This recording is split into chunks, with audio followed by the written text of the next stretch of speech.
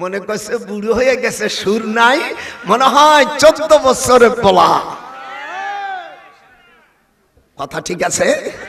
আমার নাতি মিজানুর রহমান বলছে একদল খাইছে আর একদল আসবে। ঠিকই বলছে, কারণ নাম বলে নেই। ডক্টর মানুষ তো ভিতরে বুদ্ধি বুঝাই, আর এতে মামলা হবে না। যে বলবে আমরা, তাদেরকে জাতি ছাড়বে না। যেরকম ছাড়বে।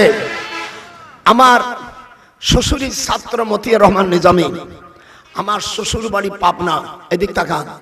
মতিয়ার রহমান নিজামী শিবপুর তোহা মাদ্রাসায় ফাজেল পর্যন্ত পড়েছে, কামেল পড়েছে ঢাকা আলিয়া।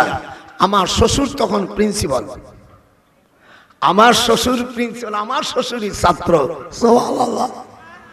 আব্দুল সোবহান আমার শ্বশুরই ছাত্র, আমি ওকে দুলো ভাই।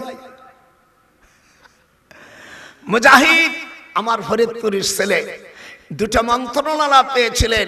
কোরআন হাতে রেখে এখানে যারা আছেন, বিভিন্ন দল আছেন, আপনারা দাঁড়িয়ে বলেন এই দুই মন্ত্রণালয়ের যে টাকাগুলো থাকতো, এই টাকাগুলো সরকারে দিত।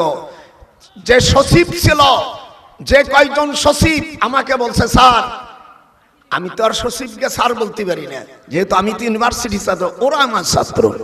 বলছে স্যার এই দুই মন্ত্রণালয় ছাড়া সকল মন্ত্রণালয়ের টাকা আলিমুল গায়েব করে দিয়েছে, কিন্তু এই দুই মন্ত্রণালয়ের টাকা তসরুপ হয় নাই।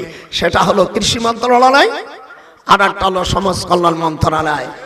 যার হাত উঠান, চ্যালেঞ্জ করুক, চ্যালেঞ্জ করুক।